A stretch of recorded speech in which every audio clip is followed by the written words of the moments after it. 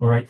So now, so it can be hourly, it can be daily, weekly, quarterly, or yearly. So one thing is that there's a kind of regular time interval. There's a kind of regular time interval. So that's what make it a time series. So the time series that can be observed at all levels across areas such as economic, finance, ecology, climatology. Like climatology, now we have time series on temperature. Like somebody was mentioned here today that they needed um, time series data of temperature and they have to visit 9 months and all of that. It can be on rainfall and epidemiology, like cases of malaria, cases of cholera, measles, as the case may be, across different states. So it is, so what's time studies? It is the art of extracting meaningful insights from time series data. This is the main thing about time series analysis, extracting meaningful insights from the time series data. And this is done by one, exploring the structure and characteristics of the series, identifying patterns that can then be used to forecast future events of the series. So we need to understand the structure and characteristics of the series. That is, for example, if you're looking at malaria cases, you want to understand maybe for body states, for Lagos State, one of the things we noticed is that the malaria cases data across the state are not the same. When we look at their structure and characteristics, they are not the same. When we look at them at different states, we have some of them that are highly seasonal, while some of them are not seasonal at all. Like for instance, the malaria cases data for Lagos State is not as seasonal as that in Kebbi State. And these two things are very, very important for us when it comes to confronting our statistical models with some of this data. But we are only able to know this nature when we carry out time series analysis. When forecasting time series data, the aim is to estimate how the sequence of observation will continue into the future. So now one of the things we also want to know is that we want to be able to forecast. Maybe for instance now, the cholera and malaria or measles, we have the historical data.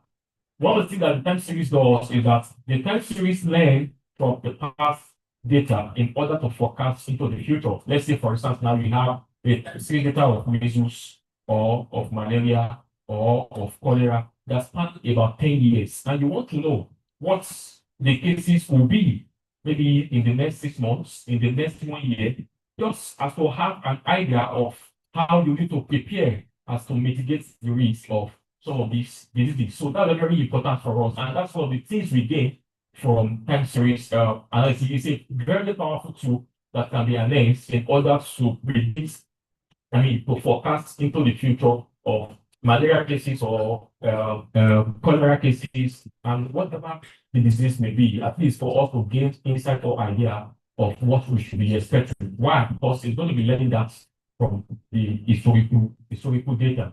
Now, application of time series, we have time series analysis applied the following retail store. So it is not just limited to disease alone. For some of us who are maybe modelers and want to work for industries, so these are some of the areas where time series can be applied. But for our own context, we can apply it on epidemiological data. Very, very important. And we obtain very nice results from it. Sometimes maybe we are working with cholera. When we decompose the information and cholera data, sometimes it can, depending on the particular state, it can show us maybe that cholera is highly seasonal in that state or it is non-seasonal in that state. If it is highly seasonal, that has implications on our preparation as to curtail it. And if it is not seasonal, maybe if it is non-seasonal, it also has implication on how we should also prepare on how to curtail the spread of cholera in that particular location. So we have transport companies use it to forecast future travel. Banks make use of it. Meteorologists use it to perform monthly weather forecasts. So sometimes we check our apps, we see they will say maybe tomorrow there's going to be rain of this millimeter, there's going to be temperature of this degree Celsius. Some of these are dependent on time series analysis. So now we have time series versus cross-sectional data. The other time, somebody was asking about the question of how do we know the people that use the net and all of that. So, and I think there was a response on malaria indicator survey. So, malaria indicator survey, the report we got from malaria indicator survey, the data obtained from there are typical example of cross-sectional data. What are cross-sectional data? They are observations. Observations are from different individuals at a single point of time. For instance, maybe we have malaria indicator survey to be carried out in Nigeria, across states in Nigeria. This is going to be done concurrently at the same time as it's being done in Lagos State. It is done in Ekiti, for them to gather all the reports together, and it is done at a single point in time. But for time series data, it is a set of observations collected for a particular individual or entity over different points, over different time points. Like the case of malaria, as I have said, collected monthly.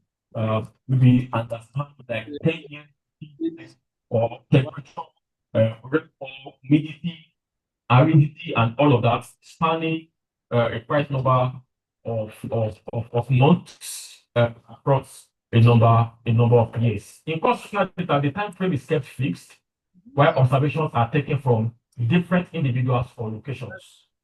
So this is cross-sectional. Are we there? Please, are we together?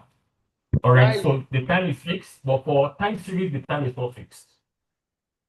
For cross-sectional, it is fixed, maybe just within a period at different locations. But for time series, it is collected at different time points. So sometimes regular time points. Sometimes it can be yearly, like I have said earlier. It can be daily. It can be monthly. It can be weekly. In time series data, we are shifting the time frame over a wide range of time for a particular individual or location. For example, Abuja, malaria cases in Abuja from 2015 to 2025, maybe December 2025. So that is different time points. So thus, time series focuses on the same variable over a period of time, while cross-sectional data focuses on several variables at a single point in time. All right, so we have examples. So I'm not going to be spending so much time on some of these because in the course of preparation, I've mentioned some of these things also. Although not all, but at least I'm giving some specific example like malaria prevalence rate across Nigeria states in 2021.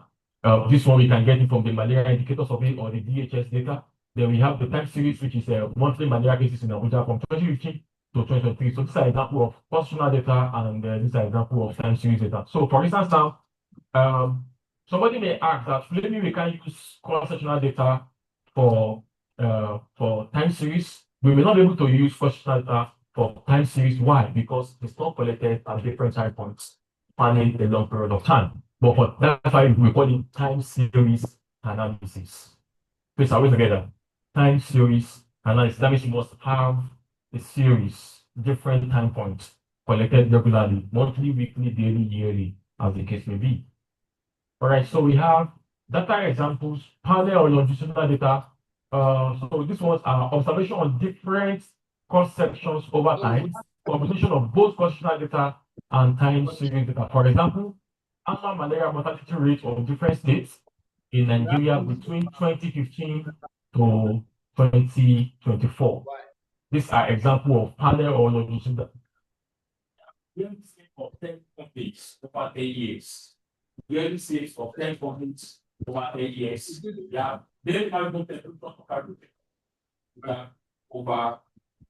8 years. So I'm going to spend so much time here so that we can get to. So now,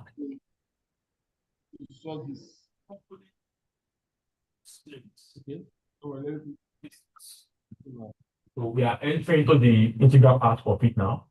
Components of time series. Time series is generally composed of different components.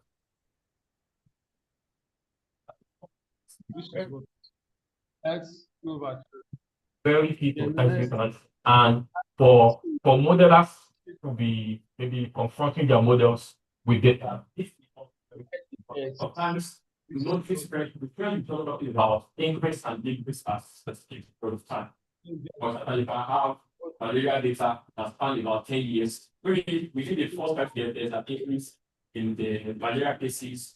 Continue again after another 5 years, you can have a decrease in the number of malaria cases. So it means at the first instance, you have an upward. You understand now, the minus one. So you do what? minus what? You now find this one. So 2/3 minus 1. Normally look for the SCM, which is 2 minus 3. You understand?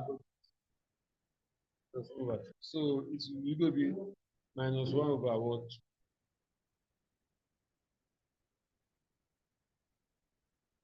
Over 3. Then this in there's in mass means Trend. At second instance, you have a downward. This and also multi-annual. And then I want to think that so we are moving higher now. receiver. You understand? Later, the They're going to divide the components times. and then Move it up. You understand this from the front part? Let me ask you a question. You know that this figure, that's like x minus 1. X minus 2 is the same thing as 1 over s squared. You understand?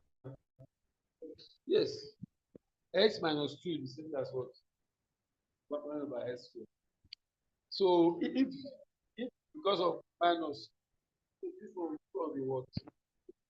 1 over what? we have the trend, which gives us 1 over 2x. right. If it is, say that data has downward right.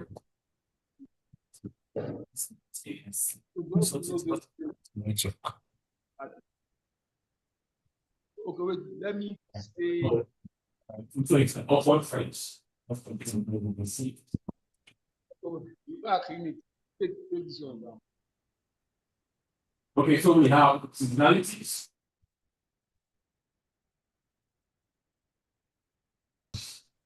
Maybe yearly, maybe that is annually, can be semi-annually, and it can be multi-annual. That multi-annual can be new every 2 years. Right? And this is very important. It's very, very important to deploy some control interventions. A typical example is seasonal malaria chemical. Malaria is highly seasonal. All right. So because having know that malaria is highly seasonal in this state, so there are control interventions that are climate adaptive, all right, that are tailored towards that also in order to reduce the burden of malaria cases. And this can also be applied to other form of diseases, like for measles. If it is noticed that measles also is highly seasonal in some states, so whatever control intervention to be deployed, you also have to think that, okay, around what period of time is it highly seasonal in order to assist or to guide separation as to reduce the burden of measles around that time. So seasonality is always of a fixed and known period. For example, poultry farmers often see a spike in sale of chicken during Christmas period every year. Stationary stores see increase in September when children resume back to school. And also, you also notice that diseases like malaria is highly seasonal also in that we experience spike in malaria cases around the rainy period. Why? Because they support the sustainability of the mosquito population. Right? So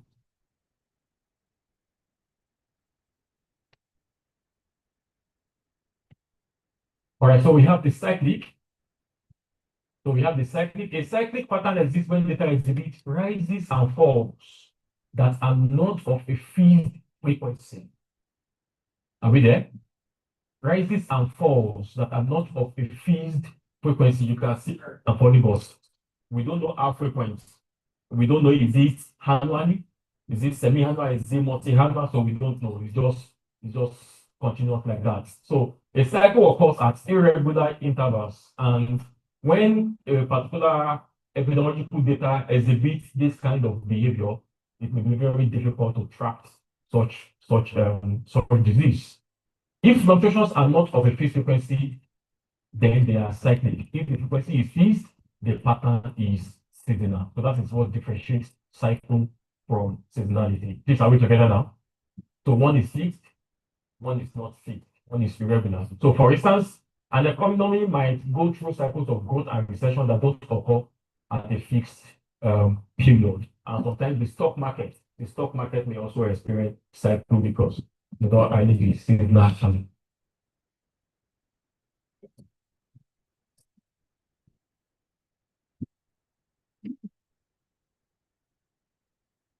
So we have residual. Residual are what is left after trend and seasonality are removed from the original time series. These are like inherent fluctuations, shocks, patterns that are found within the data, and some of them are anomalies caused by, maybe for example, for malaria, maybe caused by anomalies caused by climatic factors, right? So as the case may be, residual has no trend or seasonal pattern. They represent short-term fluctuations. Yeah,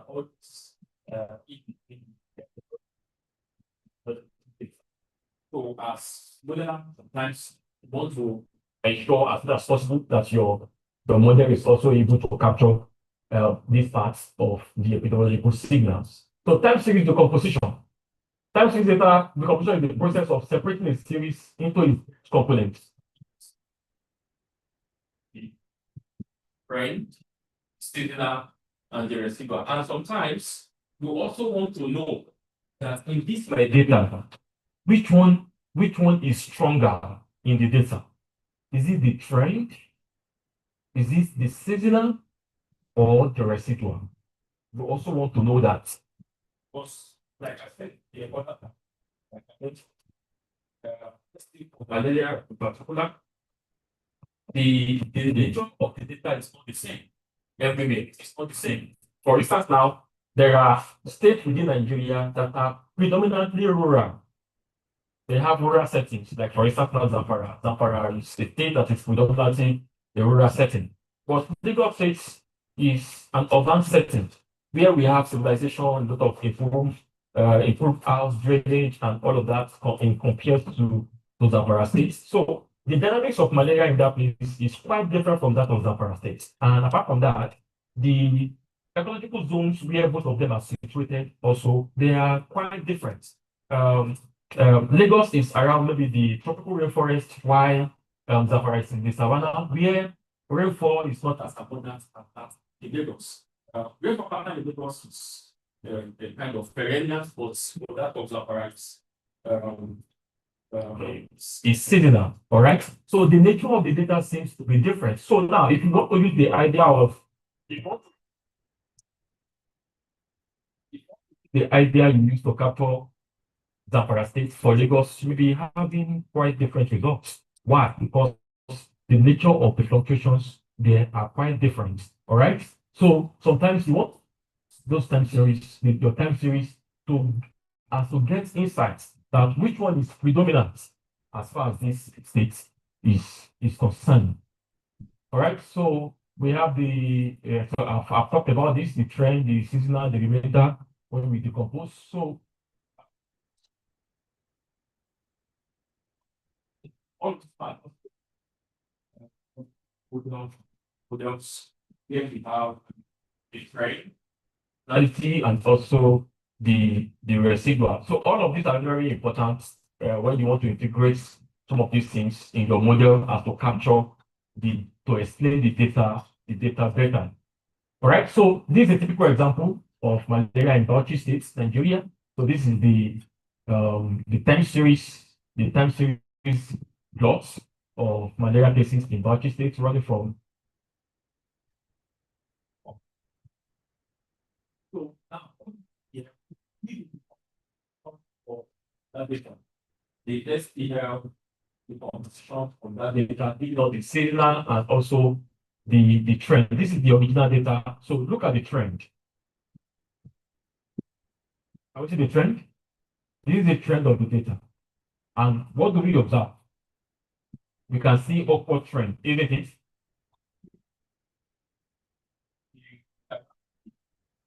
From someone to dies, isn't it?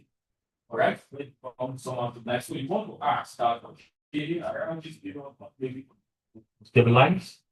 Is there as a result of maybe control intervention or things like that? No, actually, in fact, time spent in understanding the data is very, very important. That is why the decomposition time series is.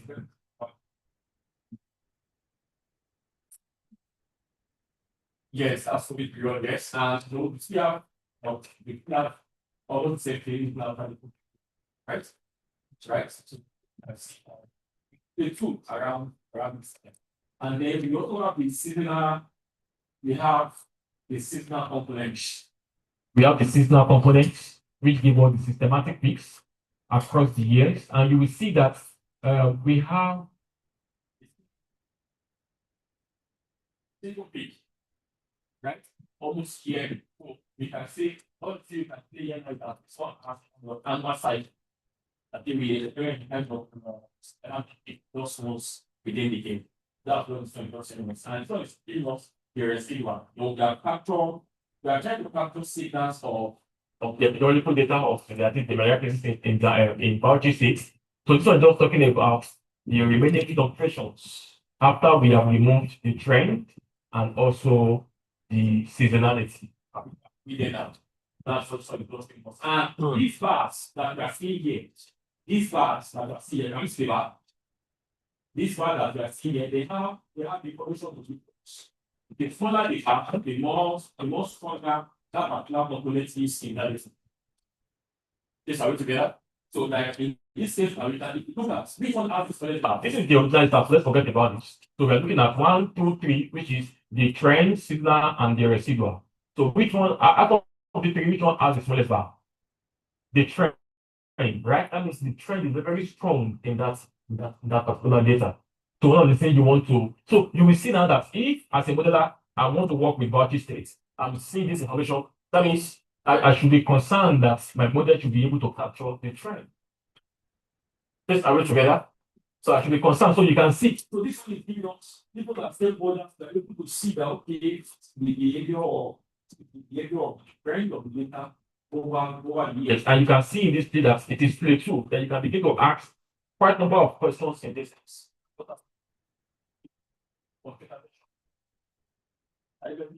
You cannot really pass so much here. I get it done. You can only speculate. All right. But with behavior, modeling solids, then you can really have a lot of insights about what you need to observe from this place. Are we together? And so that is why for other spaces, you really want to work with a camera as to be able to draw some of these insights, for you. Okay, so let's just move on.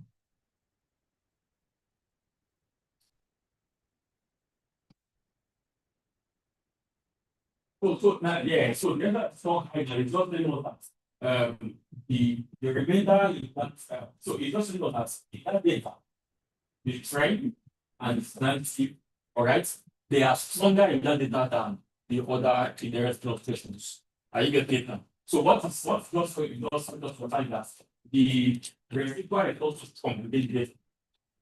All right, that means annual fluctuations, particular cohort, all right, and also communicate that data. But for some states in Nigeria, this regular here become very strong. Tell me about that. The sometimes want to start that the trend is not so significant. The something is not highly similar, but we have a lot of noise, a lot of inherent fluctuations within the data.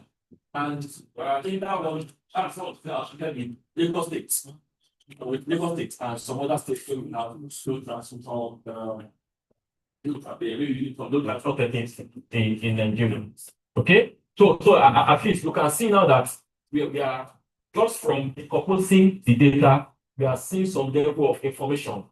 We are getting some level of insight about the nature of that data. That's the beautiful thing that we see when we decompose using time series. So these are some of the concepts that I'm not going to really waste so much time on.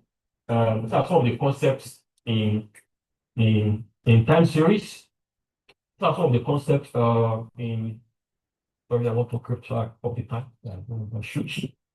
All right, so some of the concepts in time series, we have lag in time series, which is just talking about lag about the past values of a time series used to predict or explain future events. So, like I said, the forecast is dependent on what has been before.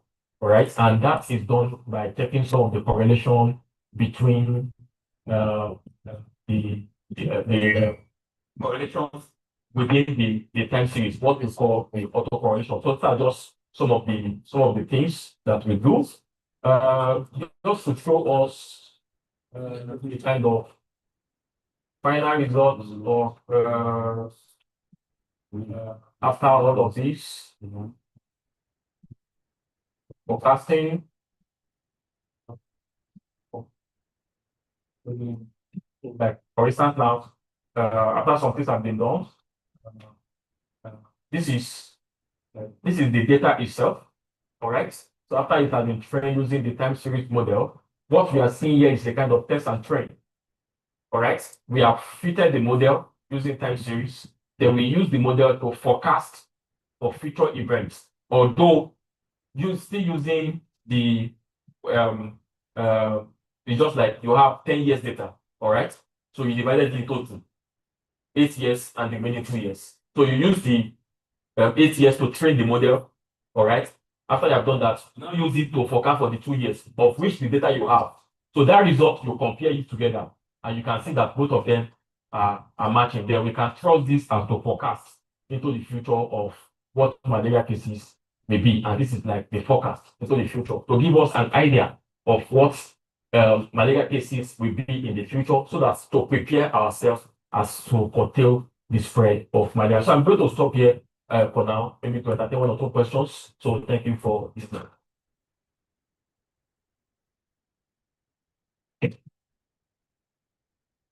So just think that in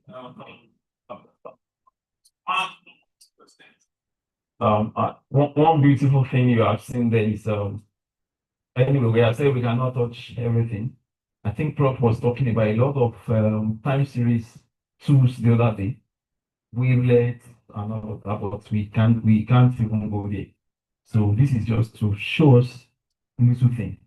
So, but I think after now somebody may pick up interest. So 2 questions maximum. So I think this is the only hand that is up. It's a good one. Good afternoon once again. Thank you for the presentation. Prof. That's our problem. Okay. That's our problem. I'm coming up wrong. Well done. Please, I actually didn't get but there's a place where you included all the other components, like the trend, the seasonality, the residuals, but cycles was not included there. So can you explain why cycles was omitted? Okay. In the decomposition. Yeah. In the decomposition. So now, just like I said the seasonal is fixed, that is at regular interval, but the cycle is irregular interval, right? But not regular. Are you with me now? So one is repetitive and fixed, all right? But one is repetitive but not regular. So those ones are captured in the residual. Are you with me now? Those ones are captured in the residual. So you will remember that I said that the residual is just what remains after we have removed the trend and the seasonal components of it. Are you getting it now? So the cycle is just reason that it's not fixed. It's not fixed. So that's it. Okay, thank you so much. I think we have come to the end of that session. I want to say thank you so much. Please, let's appreciate him. There are many more tools that can be used in modeling. We have in these 2 days, time is a real constraint for us here. I think last year we had a 2 weeks school of modeling in Boko.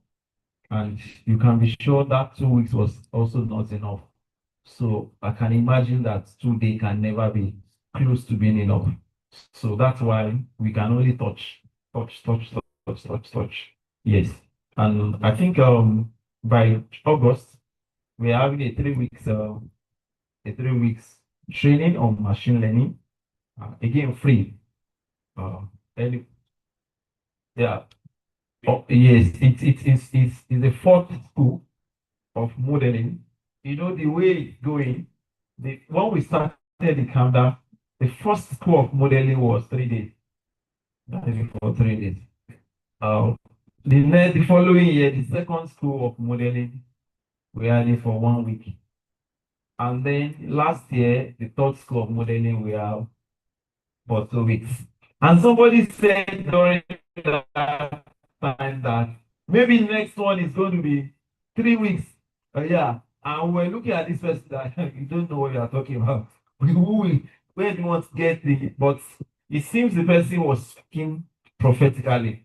And really, we are having a 3 weeks program this year. And it's going to be in Ekiti or yeah, Ekiti. Yes, so 3 weeks.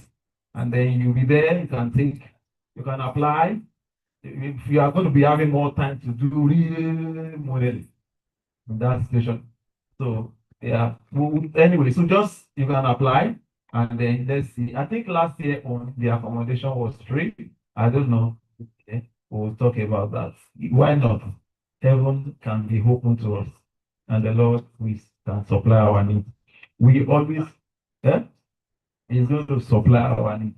Actually, we always love that we have our programs free, accommodation, everything, feeding, and always been like that. But let's see, just